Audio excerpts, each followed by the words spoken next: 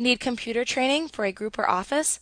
Contact us today to get a free demo of our training at www.teachucomp.com/enterprise-licensing. You can create data groupings and reports to group selected fields by the unique values that they contain. You can then calculate the value of another field for each unique grouping created by the values within the grouped field. This is how you create summary totals by group within a report. For example, assume that you created a sales report that displayed detailed data of product sales by employee ID. You could create a data grouping on the employee ID field to create a group for each unique value found in the employee ID field. When you create a data grouping, you can also choose to create a group header and a group footer as additional sections within the report. Data fields placed into a group header or a group footer will display once for each unique group value that's found within that field. You could then add a calculated field for the group that would total the value of all the sales values found in the amount field for each unique grouping found within the employee ID field. And you could display the subtotal for each employee ID in the group footer. So as you can see, this can be an extremely useful feature. To create a grouping in your report, click the Group and Sort button that appears in the Grouping and Totals group on the Design tab of the Report Design Tools contextual tab within the ribbon. Doing that will show the Group, Sort, and Total pane at the bottom of the report design view. In this section are two boxes, Add a Group and Add a Sort. To add a report grouping, click the Add a Group button and then select the name of the field by which you wish to group the data from the pop-up menu that appears. This will then add the primary grouping, of which you can have several, into the Group, Sort, and Total pane. To then view all of your available options that you have for the group, click the More arrow button to expand the group options shown. You will then click each drop-down from left to right and top to bottom to set the value for each until you've specified all of your settings. You can click the next drop-down arrow after the field name to select the sorting method used to sort the values within the grouped field. Moving to the right, you can then select the next drop-down arrow to select how you wish to create the groups within the selected field. Normally, you will group them by their entire value. This means that the values within the grouped field must match entirely in order to be included as part of the same group. However, you can also create groups based on field values that share the first few initial characters. So for text fields, you can select either the by first character or by first two characters options to create groups based on those criteria. For number fields, you can choose by 5s, by 10s, by 100s, or by 1000s to create groups based on those criteria. Now, if you want to create groupings based on more than two initial characters or by increments greater than the one shown in the number fields, then you would choose the custom option and enter the number of initial characters for text fields or your own custom value interval for number fields to create group values within the group field based on your chosen interval.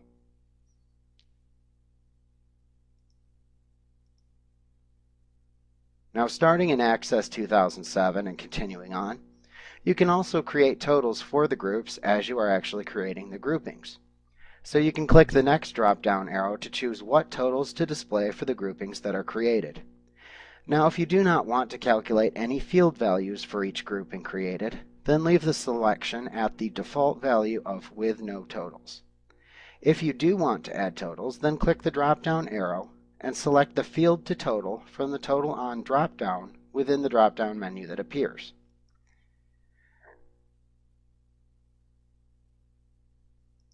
Next, use the Type drop-down to select the function to perform on the field selected in the Total On drop-down. Below that, check any of the four checkboxes shown to enable or disable each setting. If you want a grand total for the selected field, then select the Show Grand Total checkbox. If you want to show each group's value as a percentage of the grand total, Then check the Show Group Subtotal as % of Grand Total checkbox. To show the group total in the group header, check the Show Subtotal in Group Header checkbox. To show the group totals within the group footer, check the Show in Group Footer checkbox. Note that you can also set many totals on several fields if needed by selecting yet another field from the Total On dropdown and then repeating this process. Once you've set your totals, click the drop-down arrow in the group again to set your totals within the report. To add a title to the group, click the Click to Add hyperlink that appears to open the Zoom dialog box where you can enter the title to apply to the group and then press the OK button. This adds the title as a label control into the header of the group. Next, you can click the Next drop-down to select with a header section or without a header section. Now, if you added a group title, then you must have a group header section. You may only choose the Without a Header Section option if you do not have any controls of any kind in the group header shown in the design view. Choosing this option with controls in the section will delete the section and all of the related controls.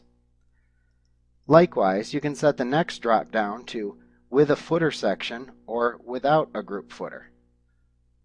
Now once again, you may only remove the group footer as long as you do not have any controls in that section.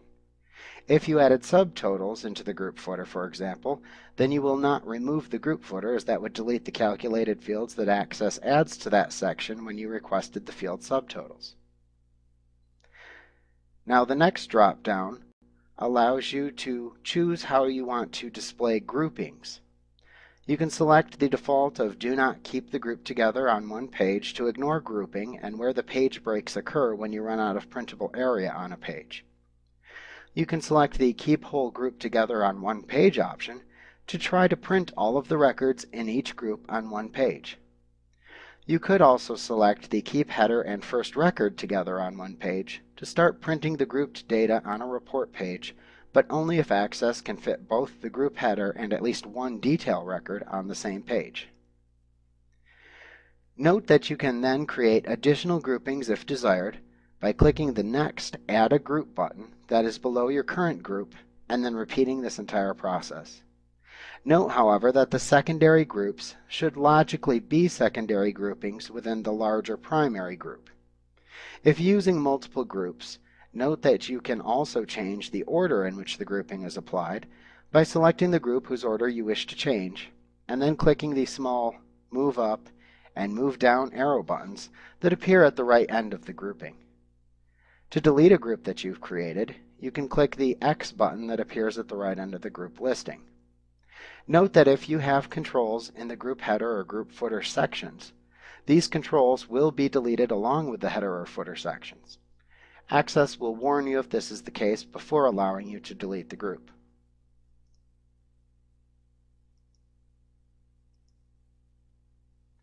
Now also note, this is the same process used for sorting your report data.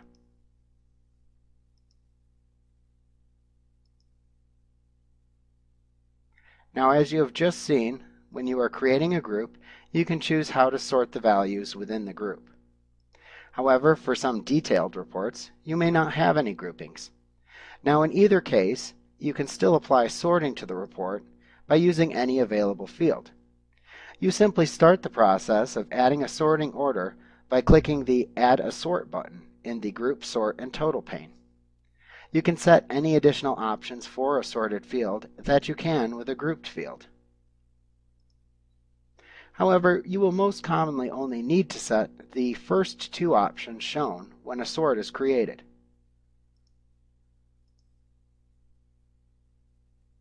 That will allow you to select the field by which to sort and the method used to sort the field's values.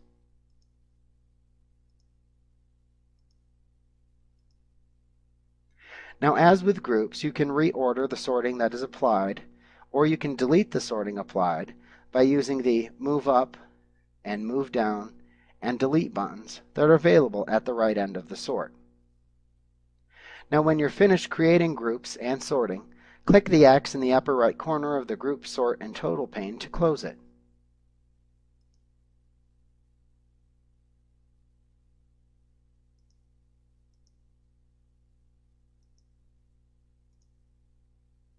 Like what you see? Get a free demo of our training for groups of 5 or more at www.teachucomp.com/enterprise-licensing.